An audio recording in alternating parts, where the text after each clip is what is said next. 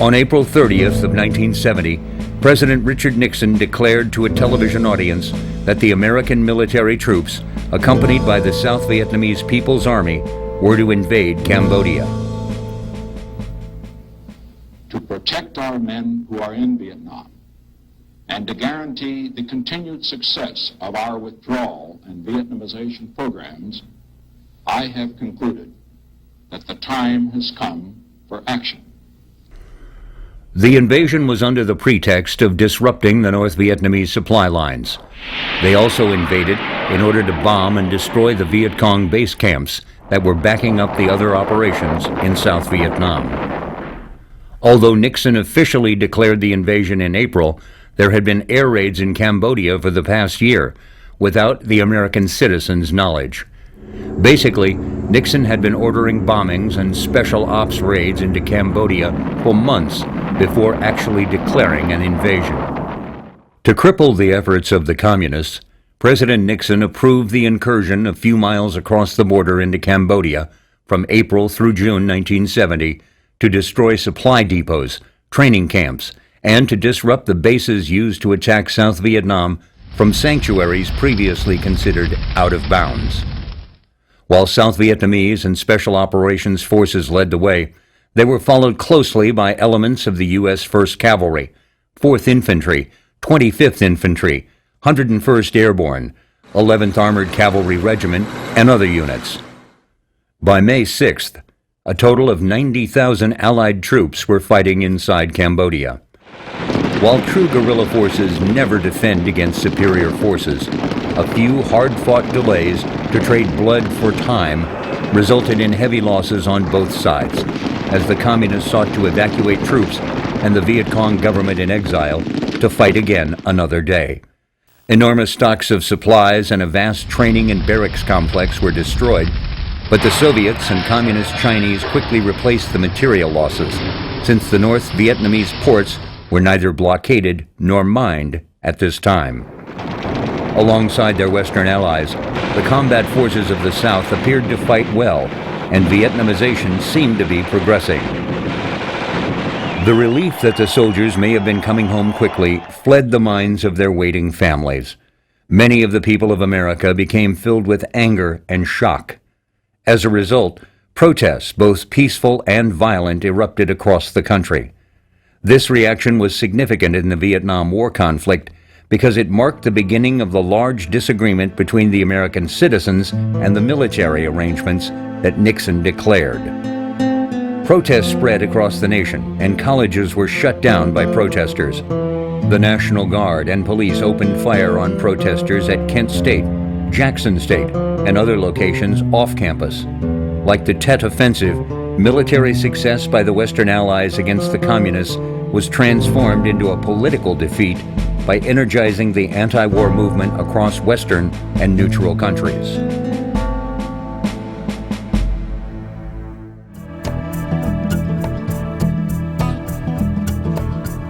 The fact that the U.S. was pulling out was not lost on the men coming in country to replace those that had finished their 365-day tour of duty or who left as casualties.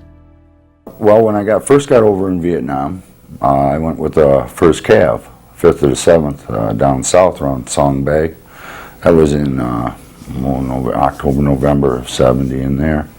And the 5th to the 7th stood down and went home. And it was on the end of December, middle of January. That's when I had too much time left in country to go home with them, so they just sent us up. But at that time, we were just fillers, whoever needed it. When I first got there in country, the 1st Cav needed replacements. When the 1st Cav went home, the 5th to the 7th part of the 1st Cav went home. Then I went up north with the 101st. The war in Vietnam would be fought differently. There would be no more search and destroy missions. No more would America flex its military muscle. It was now a war fought by Vietnamese against Vietnamese. The U.S. military was supposed to play a supporting role. The 1st of the 501st is main rear fire, or not fire base, but main place was at Phu Bai.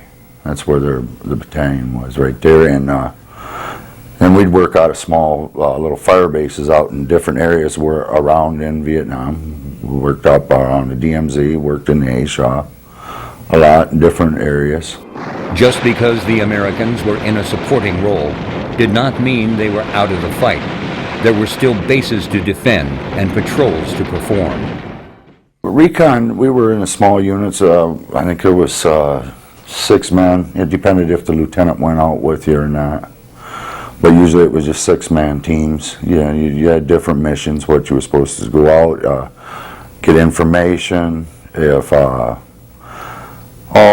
just like when we went over in Laos, we went way out ahead of them and they dropped us off. We went out of Vandergrift, Firebase Vandergrift up there. We went ahead and then our mission was to work our way back and get as much information and try not to get into contact, but if you did, you did. You know, I mean, like I say, you're a 6-man team. You're not out there trying to, hello, here I am. You know, no, nothing like that. If you weren't on patrol or maintaining equipment, for most of the Americans left in Vietnam, it was a matter of waiting. Unlike the outfits that were in the field all the time, we were in base camp. So you pulled a tour on the bunker line, but then, you know, throughout the day, you know, people did stuff, and then, you know, like I had additional duties like motor officer, stuff like that. Waiting. It is what soldiers around the world are trained to do until they're called upon for what Teddy Roosevelt called the crowded hour. And then what would happen is that you get the signal that something had happened, they needed you. And I can't remember what the signal was, but everybody had to run, grab all their stuff, hop on a helicopter, and out you went. Like the cavalry in the Old West, the young sky troopers would saddle up and ride to the sound of the guns. The missions would vary, but for the Blues, they were always dangerous. The type of things we did was, like I told you, if a helicopter was shot down, usually what happens is the loaches and the cobras would fly around. Guys were pretty much crazy. I mean, those loaches would low level down there, you know, and just irritate people, just like poking a stick in, you know, in a tree until they got shot at. And of course, that was kind of a natural selection process, because if the Vietnamese didn't know at that point that when you shot at the loach there was a cobra going to roll in on you, then they weren't going to live very long, which is what happened to them, because then the cobras would roll in. And then if there was something that was left over, like a rucksack or whatever, you know, we'd go on the ground, recover it. If the helicopter got shot down, which could happen, we would go in and secure the area where the helicopter was until they could lift it out. If another helicopter was, you know, from some other unit was shot down, we would go secure that. No matter where you were at the fire base or in the boonies, life in Vietnam was tense, and no one wanted to be the last man to die in a war your country had already decided was as good as over. It was always tense, okay? Vietnam was always tense. You were always on guard. And it seemed like the worst times would be when there was no contact,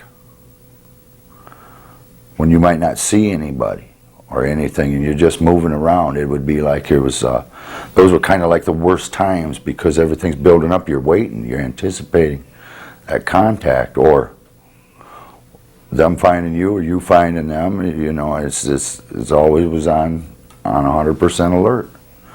And that was a hard thing. It's a hard thing not to do. Is just you're waiting and you're waiting, and boom. And then when you do get in contact, hopefully it's just for a very short time. Maybe it's not. You know, and if you're lucky enough and see them far enough ahead of time, you relay a message and you don't have to have contact. You know, but it was just, it was different periods when I was there. It was like from 1 minute to the next, you know, you're on your guard. You're on your guard all the time. And then all of a sudden, bam, there it went. Within contact, something was going on. And then shuts off. We're either moving out, or they have, whatever. You know, it just just always clicking on off. It was hard. It was hard, but it got to be like a rush.